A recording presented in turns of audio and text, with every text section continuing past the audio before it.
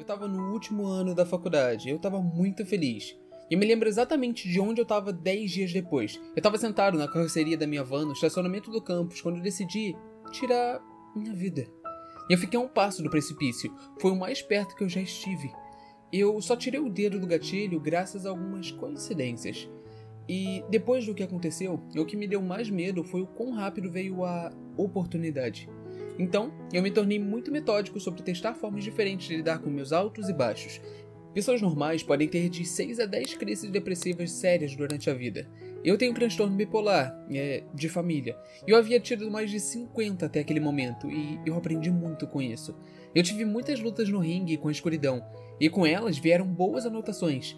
Então eu pensei que, em vez de me levantar e criar receita do sucesso ou uma dica iluminadora, eu compartilharia minha receita para evitar a autodestruição.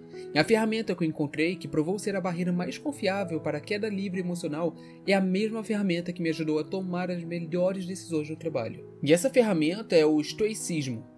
Parece entediante, eu sei, mas pensem em uma vaca parada na chuva. Ela não tá triste, ela não tá exatamente feliz também. É só uma criatura impassível aceitando o que a vida manda. Mas é bem provável que quando ouvem dizer em estoicismo, não pensem no melhor competidor. Bill Belichick, que detém o recorde de títulos do Super Bowl de todos os tempos. O estoicismo se espalhou como fogo no topo do ranking do NFL como forma de treinamento de resistência mental nos últimos anos. Talvez vocês pensem em Thomas Jefferson, Josh Washington. Josh Washington tinha inclusive uma peça sobre um estoico, chamada Cato, uma tragédia, que era ensinada para suas tropas, para mantê-las motivadas. Mas por que algumas pessoas tão relevantes focam tanto na filosofia antiga? Parece muito acadêmico e que não é de fácil compreensão. Mas peço que pensem no estoicismo de forma diferente, como um sistema operacional para prosperar em ambientes estressantes e para tomar decisões melhores. Tudo começou por volta de 300 anos antes de Cristo, em Atenas. Uma pessoa chamada Zenão de Sítio deu muitas palestras caminhando em uma varanda pintada, uma estoa, e o que depois se tornou o estoicismo. No mundo greco-romano, as pessoas usavam o estoicismo como um sistema universal para fazer muitas coisas, mas para nós o principal objetivo era treinar a mente para separar o que podemos do que não podemos controlar, e depois fazer exercício para focar exclusivamente no que podemos controlar. Isso diminui a reatividade emocional, o que pode chegar bem próximo de ser um superpoder. Por outro lado, digamos que você é o céu e perde a cabeça com um funcionário valioso por uma falha pequena. Isso pode custar ao funcionário. Se você é um universitário que está em uma espiral de dúvidas e se sente sem rumo e sem esperança, isso pode custar sua vida. E há muitas ferramentas que podem nos ajudar. Eu vou focar em uma que mudou completamente a minha vida lá em 2004. Chegou até a mim por duas razões. Um amigo próximo com a minha idade havia morrido de câncer de forma inesperada. E minha namorada, com quem achei que me casaria, me deixou. Ela tinha se cansado e não me deixou uma carta de despedida. Ela me deixou uma placa de despedida. E eu não tô inventando. Eu ainda tenho a placa. E na placa diz: o horário de trabalho termina às 17 horas.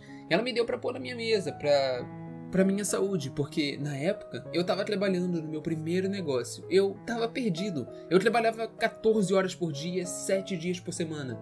Eu usava estimulantes para ficar acordado, tomava antidepressivos para relaxar e dormir. Era um desastre. Eu me sentia completamente preso. Eu comprei um livro para tentar achar respostas. E achei uma frase que fez uma enorme diferença na minha vida, que era: sofremos mais vezes na imaginação do que na realidade. De Sêneca, o jovem, o famoso escritor estoico. Isso me levou às cartas dele, que me levaram ao exercício Premeditatio Malorum, que significa a premeditação de eventos ruins. Simplificando, é visualizar detalhadamente os piores cenários de que temos medo e que impede que tomemos uma atitude, para que possamos tomar uma atitude e superar o medo. E o meu problema era a minha mente. Era muito barulhenta, incessante. E apenas pensar nos problemas não funciona. Tinha que pôr meus pensamentos no papel. Então eu criei um exercício escrito que chamei de definição dos medos, com um plano de metas para mim. É composto por 3 páginas muito simples. Na primeira página, e se eu... E aqui vai tudo o que temos medo, que nos deixa ansioso, que estamos adiando. Pode ser convidar alguém para sair, terminar um relacionamento, pedir uma promoção, sair do emprego ou até abrir uma empresa. Qualquer coisa. Para mim, era tirar as primeiras férias em 4 anos e deixar meu trabalho por um mês para ir para Londres, onde eu ficaria no quarto de um amigo, de graça, para ver o desempenho dos meus negócios sem mim. Na primeira coluna, definir. Escrevemos tudo de pior que podemos imaginar acontecendo se tomarmos aquela decisão. Colocamos de 10 a 20, eu não vou listar todos, mas eu vou dar 2 exemplos. E o primeiro, vou a Londres, vai estar nublado, vou ficar deprimido, vai ser uma grande perda de tempo. Segundo, deixo de receber uma carta da Receita e vou ser investigado, atacado, baleado ou algo assim. Então passamos para a coluna Prevenir, onde escrevemos as respostas para o que posso fazer para impedir que essas coisas aconteçam, ou pelo menos diminuir um pouco a probabilidade. Então, para ficar depressivo em Londres, eu podia levar uma luz azul comigo e usá-la por 15 minutos pela manhã. Eu sabia que aquilo ajudava a evitar crises depressivas. No caso da Receita, eu podia mudar o endereço do cadastro para que a papelada fosse para o meu contador em vez de ir para a minha empresa. Muito fácil. Então, vamos para consertar. Se acontecesse o pior, o que poderíamos fazer para reparar um pouco o dano? Ou a quem poderíamos pedir ajuda? No primeiro caso, Londres. Bem, eu poderia pegar um dinheiro, voar para a Espanha, tomar um sol, consertar o estrago caso esteja uma fossa. No caso de eu não receber a carta da Receita, eu poderia ligar para um amigo que é advogado ou perguntar a um professor de direito o que eles recomendariam, com quem eu poderia conversar e como lidaria com isso. Então, uma pergunta para se ter em mente enquanto estamos fazendo nossa primeira página é: alguém na história do tempo menos inteligente ou orientado resolveu isso? Provavelmente a resposta é sim. E a segunda página é simples. Quais seriam os benefícios de uma tentativa ou de um sucesso parcial? Vejam que estamos enfatizando os medos e olhando para o lado positivo. Se arriscamos fazer o que estamos considerando, construímos confiança, criamos habilidades emocionalmente e financeiramente. Passem de 10 a 15 minutos pensando nesse. Página 3. E essa pode ser a mais importante, então não pulem, tá bom? O preço da inatividade. Nós, humanos, somos muito bons em pensar no que pode dar errado se tentarmos algo novo, como pedir um aumento. O que não consideramos é o custo cruel da estagnação, não mudar nada. Então devemos nos perguntar, se eu evitar essa ação ou decisão, e ações e decisões como essa, como estará minha vida em 6 meses, 12 meses ou até 3 anos?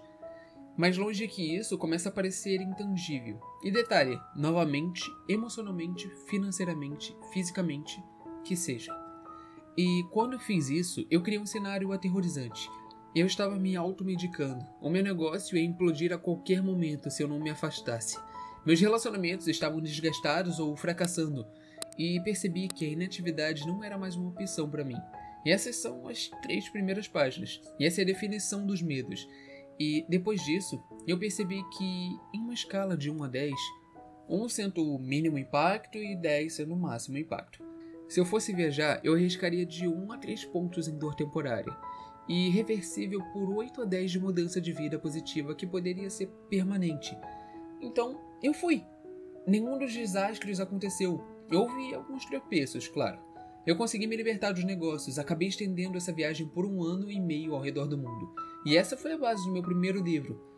E eu posso localizar todas as minhas maiores vitórias e todos os meus desastres evitados fazendo a definição dos medos pelo menos uma vez por trimestre. Não é uma solução milagrosa. Eles vão descobrir que alguns dos seus medos são bem fundados, mas você não deve concluir isso sem antes colocá-lo sob o microscópio. Isso não torna fáceis todas as dificuldades e escolhas difíceis, mas pode torná-las muito mais fáceis de lidar. Eu gostaria de fechar com um dos meus estoicos modernos favoritos. Esse é Jerzy Gregoric, tetracampeão olímpico de levantamento de peso, refugiado político, poeta publicado e tem 62 anos. Ele ainda pode dar uma surra e provavelmente em muitos aqui. É um cara impressionante e eu passei bastante tempo pedindo conselhos de vida e treino. Ele fez parte da Solidariedade na Polônia, um movimento pela mudança não violenta, mas eles foram fortemente reprimidos pelo governo. Ele perdeu seu emprego como bombeiro. Seu mentor, que era um padre, foi sequestrado, torturado, morto e jogado no rio. Depois foi ameaçado. Ele e a esposa fugiram da Polônia, indo de país em país até chegarem nos Estados Unidos com quase nada, dormindo no chão. Hoje ele vive na Califórnia, em uma casa bem bacana, e das mais de 10 mil pessoas que conheci na vida, eu o colocaria entre as top 10 em termos de sucesso e felicidade. E tem uma conclusão, então prestem atenção. Eu mandei uma mensagem há algumas semanas perguntando a ele: já leu alguma filosofia estoica? Ele respondeu com 2 páginas de texto. Isso foi bem estranho, na verdade. Ele é um cara de poucas palavras. Jesse não era apenas familiarizado com o estoicismo, mas apontou para todas as decisões mais importantes seus pontos de inflexão, em que ele defendeu seus princípios e ética e como usou o estoicismo e a definição dos medos. O que me deixou muito maravilhado, para ser bem sincero. E ele fechou com 2 coisas. Número 1. Ele não podia imaginar uma vida mais bela do que a de um estoico. E a última, o mantra dele, que ele aplica a tudo e nós podemos aplicar a tudo. Escolhas fáceis, vida difícil. Escolhas difíceis, vida fácil. E as escolhas difíceis, o que mais tememos fazer, perguntar, dizer, são geralmente as que mais precisamos fazer. E os maiores desafios e problemas que enfrentamos nunca serão resolvidos com conversas confortáveis, seja dentro da sua mente ou com outras pessoas. Então, eu peço que se perguntem, em qual área da vida definir seus medos talvez seja mais importante que definir suas metas? Lembrando sempre das palavras de Sêneca, sofremos mais na imaginação do que na realidade. Bom, muito obrigado por ter me ouvido até aqui. Se você gostou do vídeo, se você gostou da mensagem, deixa um like e compartilha com algum amigo que você acha que precise ouvir isso. E é isso, e muito obrigado.